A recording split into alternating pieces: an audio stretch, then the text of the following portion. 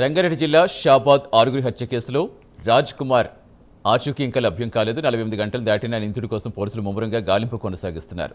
రాష్ట్ర వ్యాప్తంగా అప్రమత్తమైన పోలీసులు 14 ప్రత్యేక బృందాలతో దర్యాప్తు చేపట్టారు.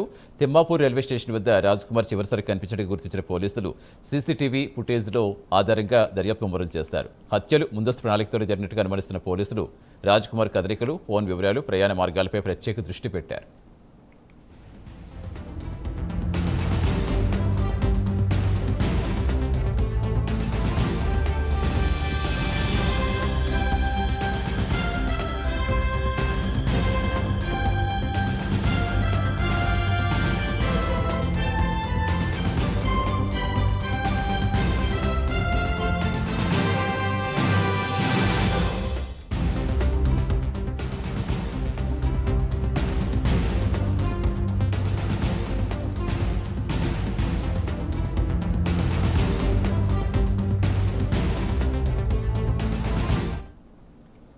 రంగారెడ్డి జిల్లా షాబాద్ ఆరుగురి హత్య కేసులో నిందితుడు రాజ్ కుమార్ ఆచూకీ ఇంకా లభ్యం కాలేదు. పూర్తి సమాచారం ఇచ్చేందుకు మా కరెస్పాండెంట్ కుమార్ జరుగుతున్నారు. కుమార్, 48 గంటలు దాటింది, ఇంకా ఎంతవరకు వచ్చిందనుకోవాలి? గాలింపు చేయడం ఎంతవరకు వచ్చే రాజ్ కుమార్ ఆచూకీకి సంబంధించి ఏమైనా చెప్పగలుగుతున్నారా?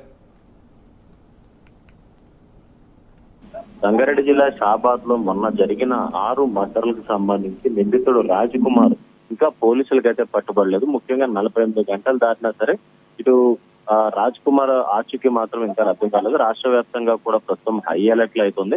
14 ప్రత్యేక పోలీసు బృందాలు ఏదైతే రాజ్ కుమార్ కోసం ముమ్మరంగా గాలిస్తున్నారు. అయితే తిమ్మాపూర్ రైల్వే స్టేషన్ వద్ద చివరిసారిగా నిందితుడు కదలికలు పోలీసులు అయితే గుర్తించారు. ఏదైతే అక్కడ కారు విడిచిపెట్టిన తర్వాత అక్కడ ఉన్న సీసీటీవీ ఫుటేజ్ మొత్తం పోలీసులు వెరిఫై చేస్తే అక్కడ ఏదైతే తిమ్మాపూర్ రైల్వే స్టేషన్ దగ్గర ఏదైతే రాజ్ కుమార్ లాస్ట్ గా ఏదైతే అక్కడ అతని కదలికలు అయితే గుర్తించారో ఆత్మహత్య చేసుకుందామని రైలుకు ఎదురుగా వెళ్లి చివరి క్షణంలో పక్కకు తప్పుకున్నట్లు కూడా పోలీసులకు ఒక ప్రాథమిక సమాచారం ఉంటుంది.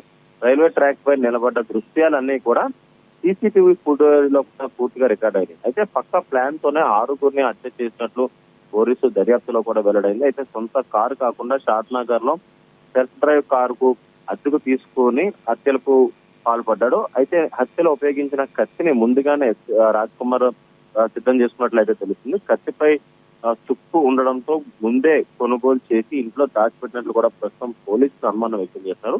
హత్యలకు ముందు రాజ్ కుమార్ వద్ద 4 మొబైల్ ఫోన్లు, 16 సిమ్ కార్డులు కూడా పోలీసులు గుర్తించారు. అయితే హత్యల తర్వాత రాత్రి 11:55 ఫోన్ స్విచ్ ఆఫ్ చేశాడు. అయితే అప్పటి నుంచి ఒక్క సిమ్ కూడా యాక్టివ్ గా లేదంటూ కూడా పోలీసులు అయితే గుర్తించారు. హత్య అనంతరం నందిగామ, పొత్తూర్, షాబాద్ ప్రాంతాల్లో గంటల తరబడి రాజ్ కుమార్ తిరిగినట్లయితే తెలుస్తుంది. పెట్రోల్ అయిపోవడంతో తిమ్మాపూర్ వద్ద కారును అయితే వదిలేసి అక్కడి నుంచి పరారయ్యాడు. అయితే బెంగళూరు, శ్రీశైలం మార్గాల్లో హోటళ్లు, లాడ్జ్లు, డాబాల్లో విస్తృత తనిఖీలు కూడా నిర్వహిస్తున్నారు. అయితే బస్ స్టేషన్లు, రైల్వే స్టేషన్లు సీసీటీవీ ఫుటేజ్ మొత్తం కూడా పోలీసులు ప్రస్తుతం స్వాధీనం చేసుకుని అవన్నీ కూడా వెరిఫై చేస్తున్నారు. అయితే బాలిక 5 కిలోమీటర్ల దూరంలో చెరువు వద్ద ఎందుకు హత్య చేశారన్న కోణంలో కూడా దర్యాప్తు అయితే కొనసాగుతుందని చెప్పొచ్చు. Right, thank you Kumar.